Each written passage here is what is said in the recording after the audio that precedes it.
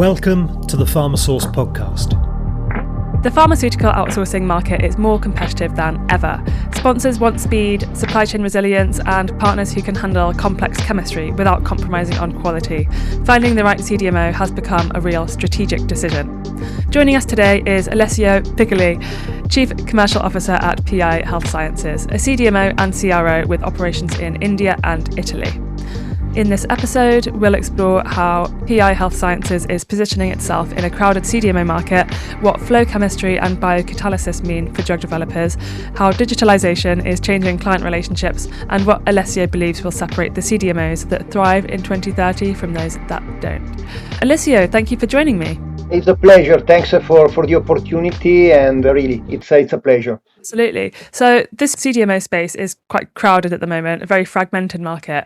What's PI Health Sciences' core differentiator? How are you sort of building on that? PI Health Science is PIHS. I will move on saying in PIHS that is a little bit easier, as a core differentiator that is not the capacity, but is the control. Control of the chemistry, development decision, data integrity, a scale-up transition across the full life cycle of a molecule. PIHS sits at the intersection of deep scientific leadership, integrated development to manufacturing, and digital-first compliance batches. So basically, the key characteristics are scientific leader that define the strategy and executions, not just resource allocations. Minimal handholding expect from the client, strong hypothesis-driven development and interpretation of the data, fast conflict-resolving decision cycle.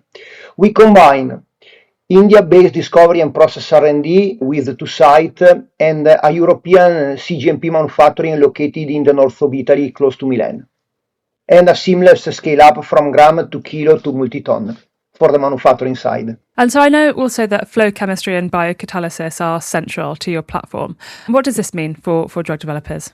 First of all, for us, for PI Health Sciences, let me say biocatalysis and flow chemistry are not nice to have technology. They are problem-solving tool. They directly affected the speed, the scalability, the cost of goods, and the regulatory robustness of across the development and especially the commercial supply. The point is, for us, that we are not a technology company. So we adopt that technology, that opportunities, when in agreement with the client, we found that there is a strong rationale that allow to adopt that because there is advantages. When adopted in practice, what does it mean? That we are able to reduce the steps in a process, having a clear impurity in profiles, safer scale up, and more predictable transition from development to manufacturing. So again, is something that we, have as a tool. We have a strong understanding, but we adopt and we support and we suggest to the client only when there is a clear potential, positive upside. Tell me about continuous manufacturing. It's something I've heard a lot more in recent times. How is continuous manufacturing changing what clients expect from a CDMO partner? Interesting question. I think that having the flow chemistry, so the continuous manufacturing per se, is changing the CDMO relationship in a very structured way. Now a client no longer asks if a CDMO has a capacity. They ask how predictable, safety, and economical that opportunity can be converted into, a product life cycle. At high level, we can identify potentially 5 dimensions. So you can move from can you run this to can you design a scalable process from the day one, or from managing risk during the scale up to engineering risk out of the process, from supply to scale to supply to with consistency, from cost per kg, total cost of the ownership, and from capacity provider to long-term manufacturing partner. So this is for me, the expectations. Engineering risk out of the process, you said. That's a quite bold statement. Can you explain a bit more about that one? Yeah, means identify in advance what can be the potential area of risk. In a continuous manufacturing is something that you can not easily predict, but you can predict. And if you consider that our parent company, PI Industries, has more than 10 year experience in moving a chemistry process or continuous manufacturing from R&D to scale, this gives us a lot of intelligence to how to adopt the same concept also in the pharma space. Considering that in the life cycle environment or industries, PI Industries recently released the biggest flow plant in the world. 60 metric ton per day, 8 steps of synthesis, continuous done in continuous manufacturing. This is just to give you an idea about, is a bold, but there is behind a rational, let me say, related to what I have said. There is a clear data.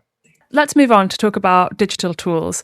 Where are you investing in digital right now, and what difference is that having to your manufacturing processes day to day? So we are tightly focusing on data integrity, speed, compliance, predictability across development and manufacturing. So we are, let me say, investing in, or let me say, the investment are fall into four main areas.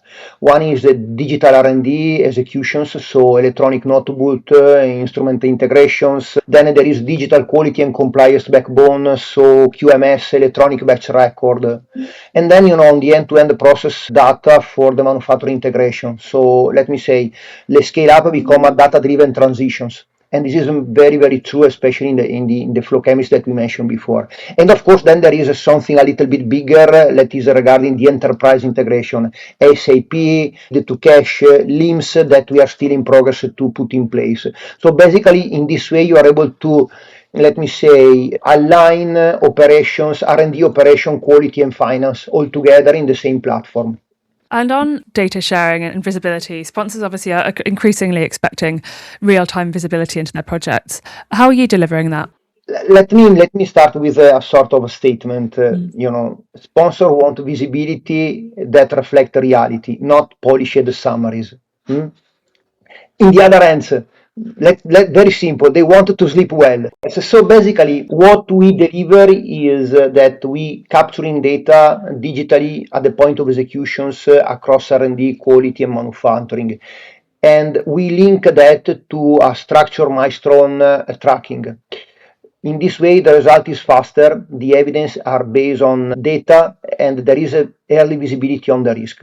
So again, the sponsor, they ask for, let me say, do not have surprise. So is, let me say, instead of ad hoc reporting, we are trying to be near real-time visibility on what we are doing. So again, identify the potential risk, identify, is done with a clear milestone.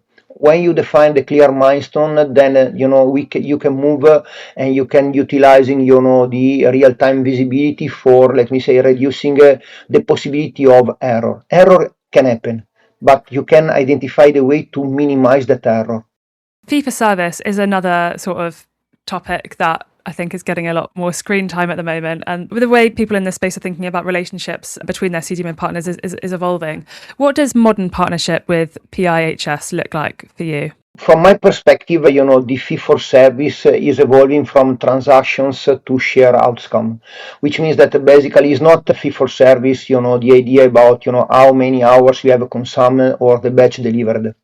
Now, I think that the client asking more. And for me, the modern partnership and what we are doing at PIHS is program level ownership, flexible commercial model that evolve with the molecule during, the life of a molecule. Transparency, so embedded the transparency, at each level. And of course, the goal is to have a long-term mindset, basically that link the development decisions to, let me say, commercial reality. In other words, I can also summarize saying that, you have to stay really close to be a partner more than a provider. Partner means that, you can advance, you can together evaluate how to proceed, and you have to the mindset to look every aspect of the process in terms of the collaboration with the goal to creating value for the asset of your partner that is not anymore a client but became a partner. Beyond that contract, what does a truly successful client relationship look like? I think that from my perspective, and what we are trying to do at PIHS is to build it on trust, transparency, shared ownership. You know, it is when the client involve us early, when the challenges, the issues are discussed openly. The scope evolve naturally. Is just not speaking about the current work order, the current project, but is, let me say, invest in the process, invest in the collaboration, invest in the partnership to move to the next step. And this should be, became, a naturally evolutions of the starting point. Of course, the starting point is, the current work order, but the work order is good for the moment, but we have to leverage that starting point with trust and transparency.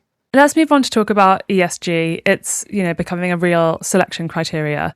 So what concrete steps has PIHS taken in this, and how do you communicate that to your clients? First of all, sustainability, the ESG is no longer nice to have ideas for the CDMO. It is something that you have to really create it. At PIHS Sciences, we have, let me say, anchoring ESG in our operation, in the governance and the client communication. And it's not just SOP. Is again, in PIHS, the ESG are embedded in our operations. It's not a reporting exercise. We, of course, combine measurable environmental improvement, safety system, people system, and there is also, an independent governance that manage also the sustainability, the ESG.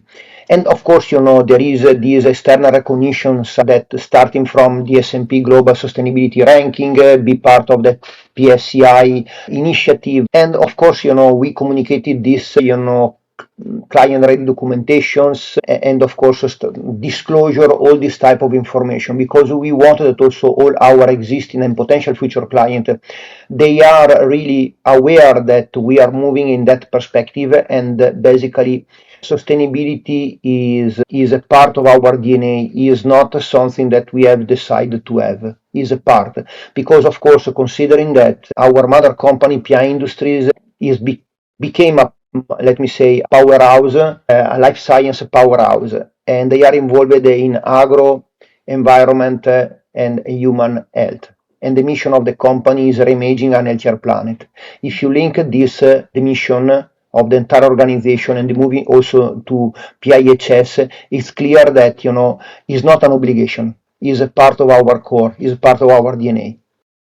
Right, that's nice to hear. Let's move on to talk about supply chain resilience, with geopolitical uncertainty growing. Tell me about your sort of geography in that context. How does your India-Italy footprint sort of fit into supply chain resilience and strategies and de-risking? The fact that we have, Italy and India operation was, let me say, deliberately built to address exactly this type of challenging, because you can combine the cost efficiency and the innovations from India with a regulated market security and continuity in Europe. In summary, this, I'll pass to, this geographical risk diversification, Lodi became, so far our regulated market, okay, let safe harbor, let's call. India is a scale efficient innovation, back integration engine, and and there is also the idea to build transferability between India and Italy. So the goal is to decouple the innovations from the geopolitical risk, this type of setup. And of course, our client can leverage, or we can leverage for our client the efficient development from an intermediate perspective and other, and and then rely on our GMP European facility to, for the market supply and other. So I think that this probably to, be resilience, be or having a solutions for our existing client. Definitely, the geopolitical situation change day by day, and I think that is important that our setup, can help also our client to make, informed decisions about, the future for their supply. But I think that is an important point. And PI Health Sciences was built, the idea was, to having the best, let me say the best from two different regions. Yeah, that's a really, really interesting perspective, actually. It's like sort of balancing cost efficient innovation and then also sort of regulated market security. Let's look to the future, 5-10 years. Where is PIHS investing? Whether, modalities, geography, capabilities, what's on your mind? I think that start with the point that, PR&D and scale up and chemistry, remain the core. So small molecule remain the core. But of course, we are looking, and if you look also, the molecule became more and more complex. So what we want to do, is to increase also, the ability to manage this complex molecule. Then, we are talking about high potent APIs is another aspect that, they are very, very interesting for us. On the chemistry side, hazardous and energetic chemistry again. Continues, to push on the flow chemistry, continuous manufacturing, because we believe that this can also play a role. And of course, also if we're looking, the tide in general is another area of strong interest for us. And this is regarding the modality. From a geography perspective, remain the primary investing engine for us. So just think we have a site in Hyderabad that is a PR&D and also the site where we perform the CRO part. And in that perspective, for sure, there will be the expansion in terms of CRO and discovery capabilities, but also on the PR&D side and position as a long term, let me say, growth driver. Then in Panoli, that it will be our new plant. So basically we are building a new facility, is a greenfield project, and it will be a completely fully automatized manufacturing site, and also, in that site there will be a strong emphasis on digitalizations. I think that, the goal or what we will be in the next years, it will be a multi-year push from a digital execution quality system and, increasing also the maturity of our operation model. This is more or less what I see, for PI Health Sciences in the next 5 years. Oh, and good luck for your new facility. It's a big undertaking. It's a pretty big investment for the organization, but we think that in this way we can also support better our client, and be more partner. Tell me, as we look ahead, where do you think will be the real differentiators in the CDMO space compared to the table stakes? What's going to be expected versus what will really set people apart? Again, I think that by, in the future, what that they are considering differentiator today, there will be minimal expectations. So basically, if you don't have this, you will not make it shortlisted. I'm talking about, the risk manufacturing footprints, so be very globalized. Digital first, ESG, a real credible track record, and some evidence.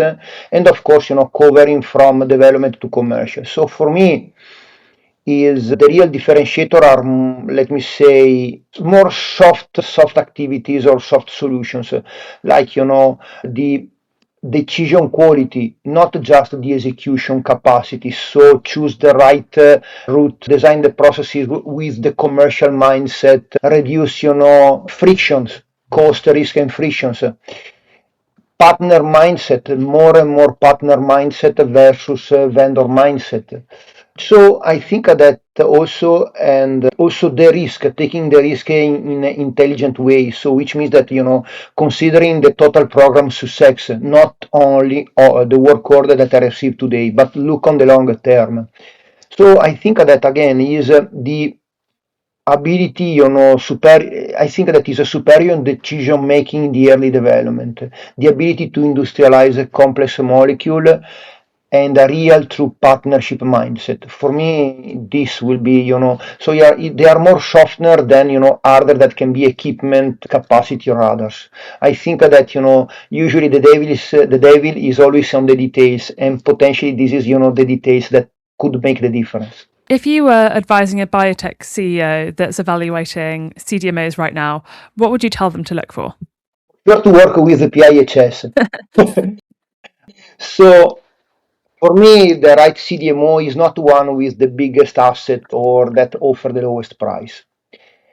Is that CDMO with the right judgment, the right incentive to protect the molecule, to, let me say, the ability, when especially, complexity, the scale, and, arrive and convert.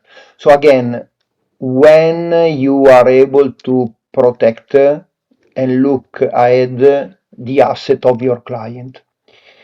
And of course, I would like to say sometimes to a biotech CEO that, let ignore sometimes, the marketing deck that arrive, when you open a discussion, we are doing this and this and that. And maybe, have a look a partner from other, let me say, criteria. I think that, and understanding again, making some question in order to understand if the partner is ready to protect the enterprise value of the client program. So if you look at that, probably, in our cases, I think that again, PIHS is able to provide scientific accountability, early ownership, ability to industrialize complex molecules. There is because again, we rely on our mother company that that already done for years this. So I think that again, working under pressure. So if you establish a good governance, digital project visibility, you can reduce, the pressures, and of course, there is also this vertical accountability. All this stuff, again, they are soft, but they are able probably to provide and to move to the next step. A biotech, for a biotech, you need to be fast, but providing quality result, quality material. And again, is something that you can do if you can move from the beginning, with in a way that you can provide solutions, and you are able to protect and, let me say, evaluated well the asset, the enterprise value of, let me say, the program, when especially scale up, creating the conditions for the next step. Alessio, well, thanks a lot for taking the time to talk to me today. No, thanks to you, and it is a great opportunity since we are a sort of new kids on the block. And I would like really that, to share something of the initiative, something of the DNA that we having, to the point that, the senior leadership team of this organization try to percolate this mindset, this to, let me say, at each level of the organization. Because at the end of the story, as I said, we are here to try to be the right partner, and we are working to align, client expectation, partner expectation to our ability to, meet that expectation.